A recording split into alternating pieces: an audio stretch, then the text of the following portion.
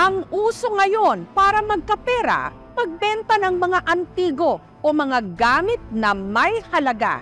Hindi nagpahuli rito ang 81 anyos na si Lola Connie mula Batangas. Ang kanya raw gustong ibenta ang dampuhalan niyang kawa sa halagang ₱250,000.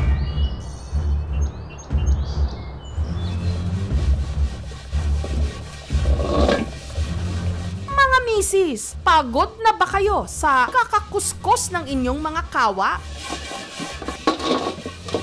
Paano kung sabihin ko sa inyo na yang mga antigo at kinakalawang nyong kawa, posibleng umabot na raw ang halaga ngayon ng ₱250,000? Masyado mahal. Imposible po. Pwede rin. Sentimental value, matagal na po kasi. Gaya ng kinakalawang na kawa ni na Gerald na sa tingin nila malaginto na raw ngayon ang presyo. Marami na nga raw ang nag-alok na bilhin ito. Pinakamalaki 200 laang. Ayaw ko na ibigay ng 200. Gusto ko 500. Dine sa Batangas, hindi mawawala sa mga bahay-bahay ang mga malalaking kawa. Ito kasi ang ginagamit nila sa tuwing may baysanan, yung tawag nila sa mga malalaking handaan. Pinamana po ito sa akin ng aming lolo. Madalas namin ginagamit, malalo na sa birthdayhan or kung anumang okasyon. Pero sa lahat ng kawa na narito, talaga namang namumukod-tangi ang kina Gerald. Ang kanila kasi, ganiri lang naman kalaki. Ang hugis nahahawig sa igloo. Ang bigat, tinatayang 200 kilos o katumbas ng 4 na sako ng bigas. Kaya naman hindi basta-basta mabubuhat. Kailangan pa raw pagtulungan ng hanggang mahigit 10 tao.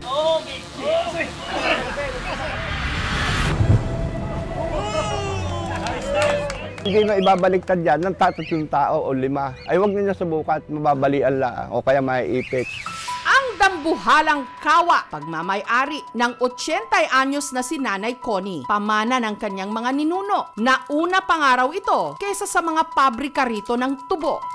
Ang bayan ng Tuwi kasi napapalibutan ng mga tubo o sugarcane. Maliliit kami, nandiyan na siya eh. Yan daw ay sa mga lolo pa ng aking ina pagkatagal-tagal na nung wala pa sugar central dito. Marami silang mga bukire na ang tanim ay tubo. Yun daw ang pinag-aanuhan ng sabaw ng tubo, ginagawang maskubado. Sabi ng mga bata, hindi na nila pinagliliguan. Kasi pagka umuulan ng malakas, napupuno yan ng tubig. Sa laki ng kawa, ginagawa raw nga nila ito dating mini swimming pool. Nagdadala kami mga pagkain sa isang tabi, hanggang dito ko yan.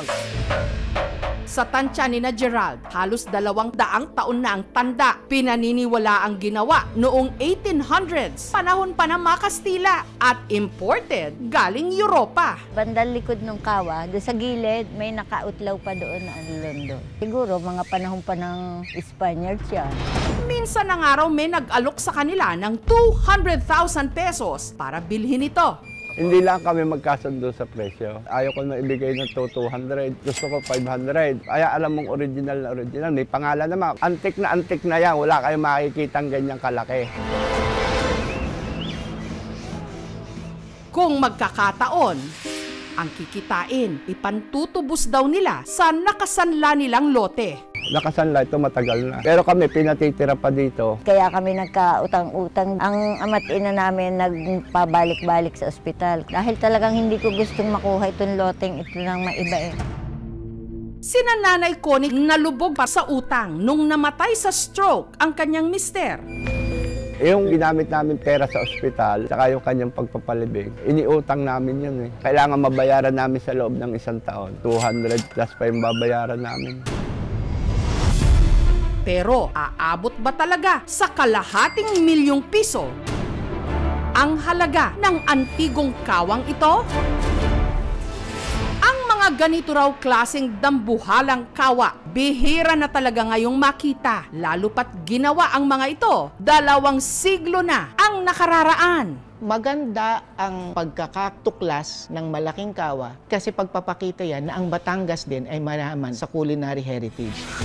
Ayon nga sa kolektor na si Kyle Gianan o mas kilala sa tawag na The Filipino Picker, posible itong maituring na collector's item kung papasa sa mga sumusunod na criteria. Kailangan mo muna malaman kung luma ba yan o bago lang na pinilit maging luma. So yun yung number 1 kalaban ng mga kolektor.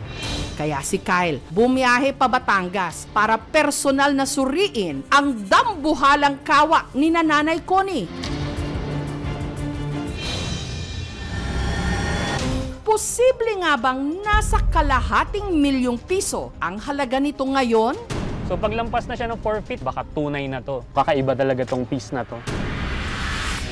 Baka kayo rin po may antigong kawa dyan sa inyong mga bahay. Walang matutulog na kawawa. Antik na yan. Wala kayong makikitang ganyang kalaki. Ang panimulang presyo ay Sa aming pagbabalik, Fix na fix kami. Hanggang 500 do kami.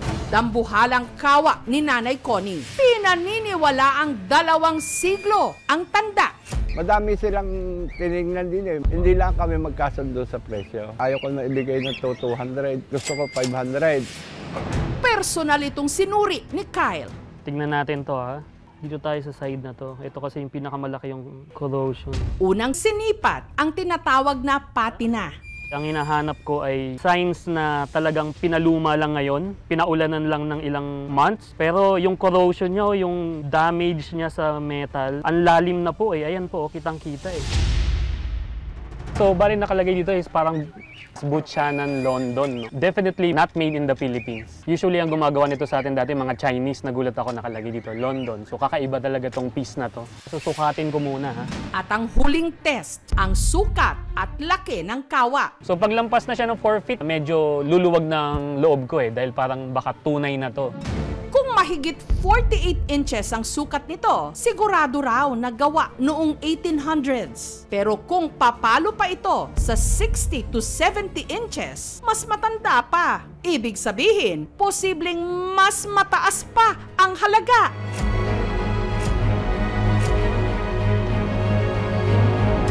Eksakto, 80 inches. Ang usual na mga bago or mga reproduction, hindi na aabot ng 80 eh. Hanggang 48, wala na. Ito yung gusto kong, yung labi eh. Almost doble. So, yun yung mga sign na talagang lumang-luma siya. Ibig sabihin, pasok ito sa requirement ni Kyle para maituring itong antigo. Yung hinihinging amount ni na Lola is proper or tama na 500,000. Si Kyle may ipinakilalang potential buyer kina Nanay Connie, ang professional picker din na si Nick. ang panimulang presyo ko ay 250,000. Eh kung dadagdagan ko po, kahit po sabihin kong 275,000 po. Hindi pa rin kami ano ng presyo. Fix na fix kami. Wala akong lalabes, wala akong kukulang. Hanggang 500 kami. Kung dagdagan ko pa po ng konti, gawin ko na po saradong 300,000 po. Hindi pa rin kami maibibigay. Family heirloom no? Family treasure. Kung sakali ho naman na nagkausap-usap po kami ng mga tiyahin ko, at sila'y pumayag, baka ho tawagan ko kayo. Ano nga ho, matulungan niyo kami. Oo.